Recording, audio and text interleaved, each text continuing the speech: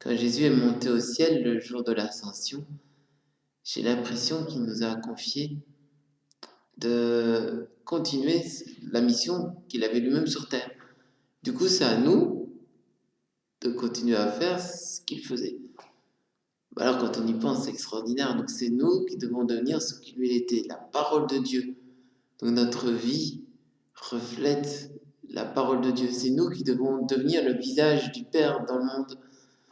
C'est nous qui pouvons manifester Dieu au monde. C'est notre mission, nous, comme chrétiens, comme serviteurs de l'amour.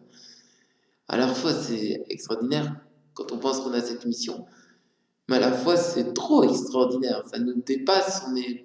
Enfin, en tout cas, moi, je ne me sens pas vraiment capable. Et c'est pour ça que la neuvaine à l'Esprit Saint, jusqu'à la Pentecôte, c'est pour nous préparer, non pas à être capable de le faire par nous-mêmes, ou en tout cas juste par nous-mêmes, mais à se rendre disponible pour que Dieu puisse faire ça en nous, pour qu'il puisse nous donner les armes, les outils nécessaires pour que nous puissions vivre cela. Et le jour où on reçoit ces outils, eh bien, c'est justement le jour de la Pentecôte. Et on se prépare à ça. Alors aujourd'hui, je vous propose de commencer à se préparer à remplacer Jésus. Alors on dit toujours que c'est compliqué de remplacer les fondateurs de mouvements, de communautés. Par exemple, c'était compliqué de remplacer Saint François d'Assise. Mais c'est tellement encore plus compliqué de remplacer Jésus. Et Jésus il dit, mais allez, c'est à votre tour. Faites-le. Ce que j'ai fait, faites-le. Faites tout cela en mémoire de moi. Refaites tout ce que j'ai fait. Mais alors c'est tellement compliqué que c'est même carrément impossible.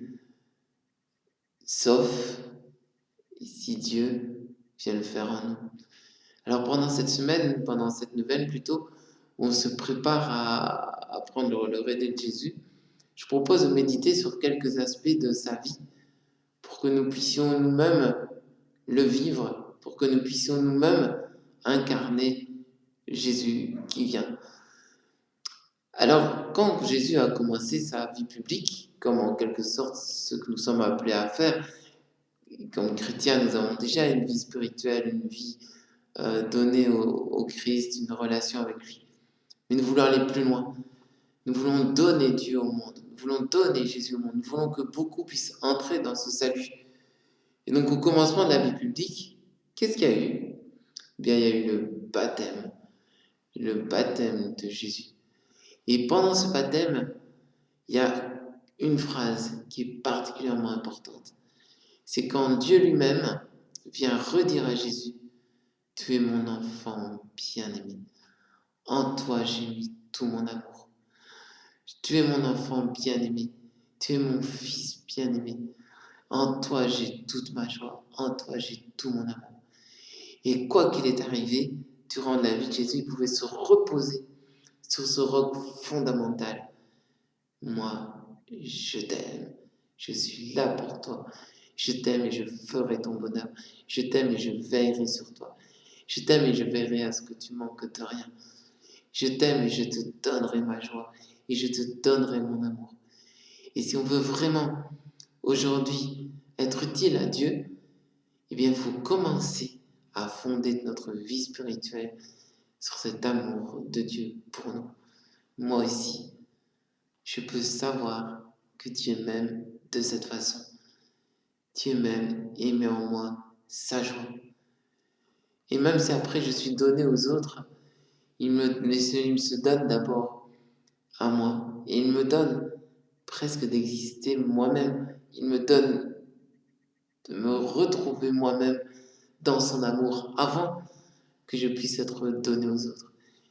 Et chaque fois que je doute, je peux retourner là-dedans. Serviteur de l'amour, on aime faire son roc. Et au début de cette neuvaine, si vous avez déjà fait votre roc, je vous propose de le relire. Si vous ne l'avez pas fait, de le faire. Alors c'est quoi le roc? C'est tous ces moments, ces passages de l'écriture, ces moments de notre vie spirituelle, qui nous rappellent et qui nous aident concrètement à nous souvenir que Dieu est là pour nous et qui nous aime. Qu'est-ce qui fonde votre vie spirituelle? Quand vous doutez, sur quoi vous pouvez vous appuyer? Qu'est-ce que dans votre vie vous rappelez que Dieu vous aime? À quel passage d'écriture vous vous souvenez que Dieu vous aime? Comment vous pouvez vous rappeler que Dieu vous aime?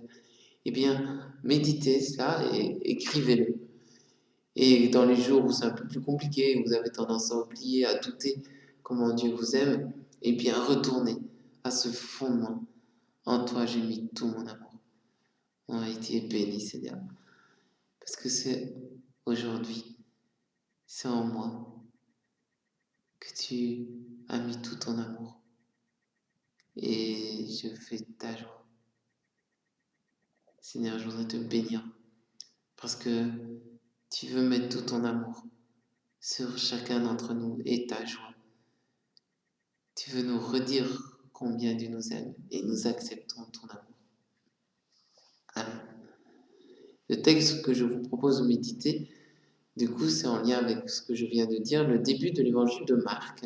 Donc Marc, chapitre 1, tous les premiers versets jusqu'à cette phrase « Toi, tu es mon enfant bien-aimé », du verset 1 jusqu'au verset 11.